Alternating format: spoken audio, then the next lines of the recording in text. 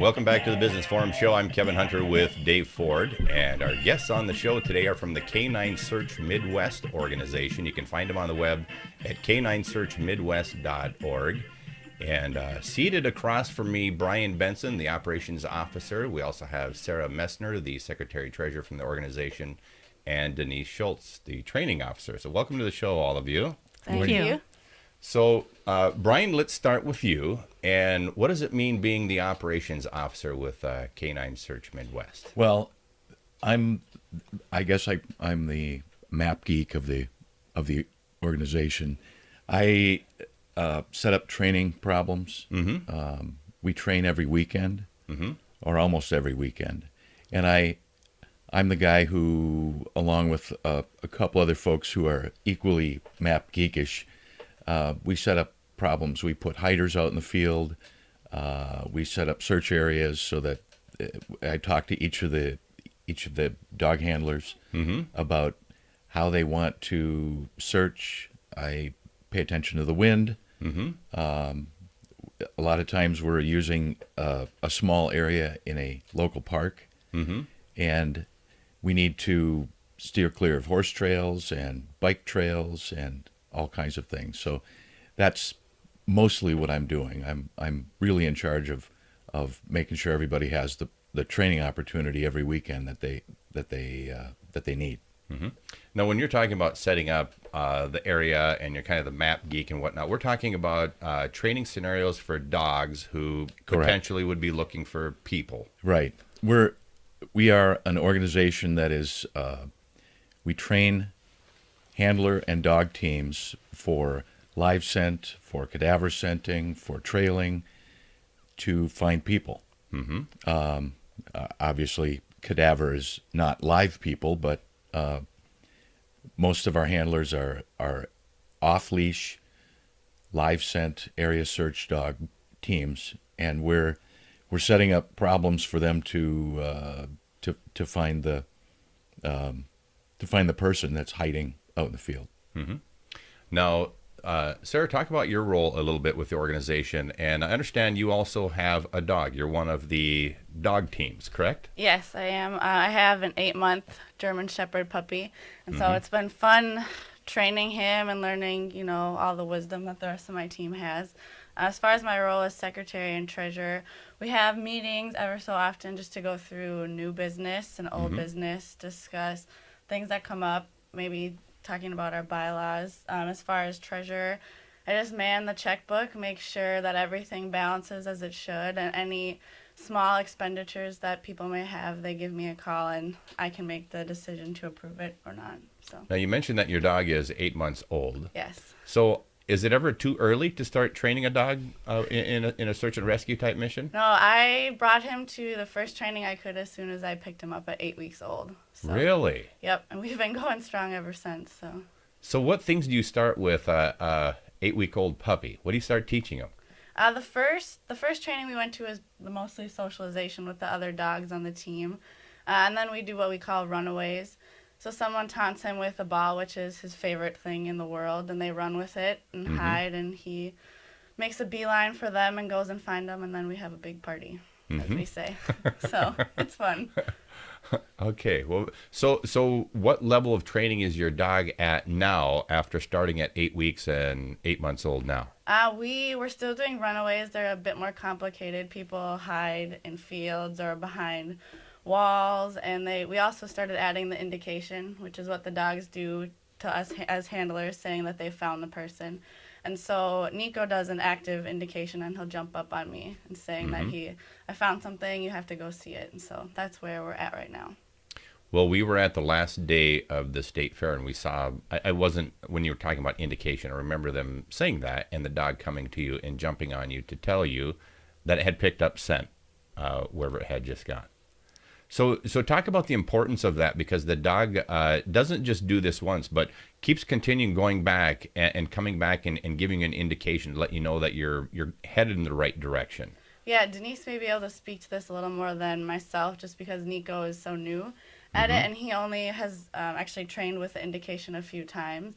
But yeah, the dog will go find the person, indicate, and if you haven't quite caught up to them yet, they'll come back and say, like, hurry, come on, see, they're over here, let's go, get excited. And so, yeah.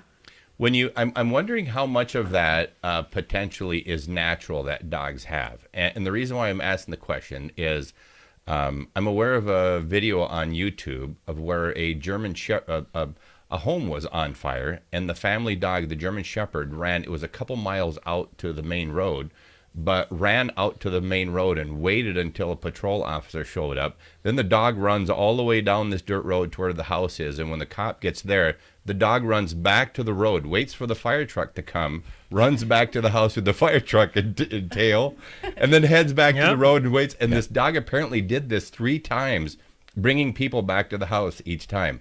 I was just blown away by that.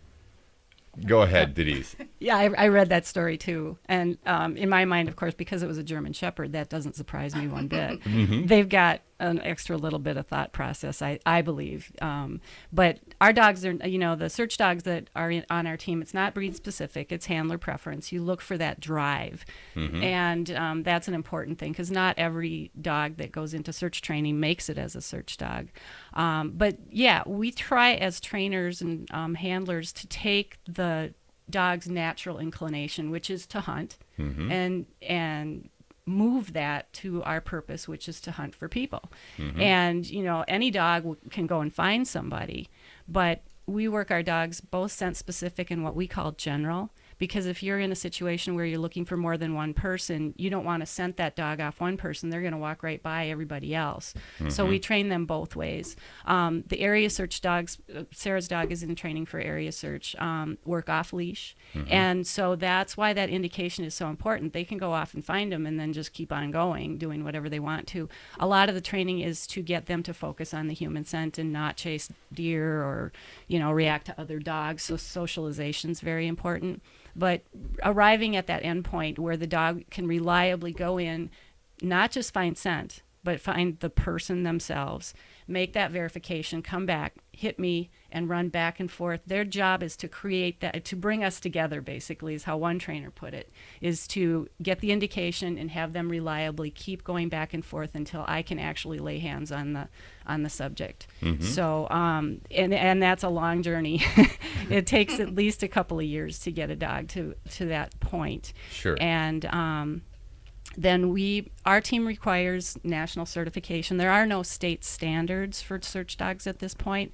There are, people have gotten together and tried to create some standards, and they're all pretty much the same. We know what we need to have our dogs do, but how to test and so on, there's nothing in the state right now. So we rely on national certification for our team.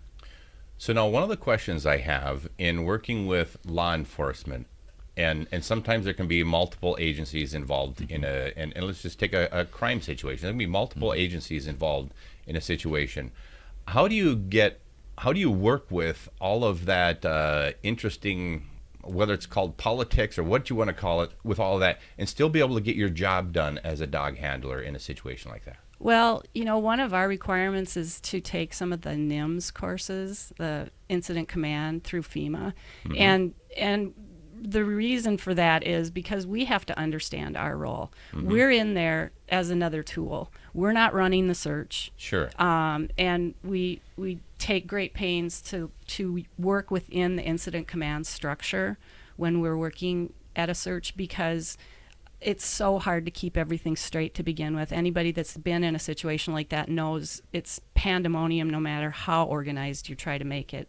So we have to understand our role. We work directly with the sheriff usually, or if the fire department's in control of the situation, or the Bureau of Criminal Apprehension sometimes runs a search. So. And many times, if there's a lot of dog teams, then there's a canine director that we report to, who then reports to the sheriff. So we aren't, it's a span of control issue. If there's multiple resources, then and you could have 10 or 12 handler and dog teams, and those aren't all going to be reporting to the sheriff or even the deputy. There will be a designated leader of canine teams, and then we'll report to them and take direction from them. Sure. Dave, you have any thoughts?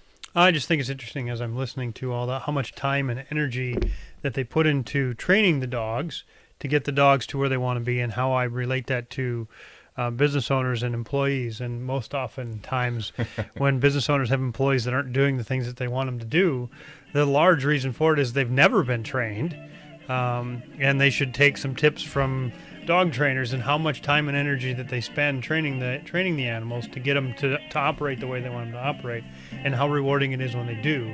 And if you have employees, you should spend a little more time teaching your employees, training your employees, and then celebrating or throwing a party when they've actually done something right. We concur.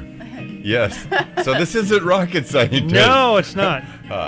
Kevin Hunter with Dave Ford here on the Business Forum Show. Our guests are from the Canine Search Midwest organization. You can find them on the web, k9searchmidwest.org. Don't go away. We'll be right back.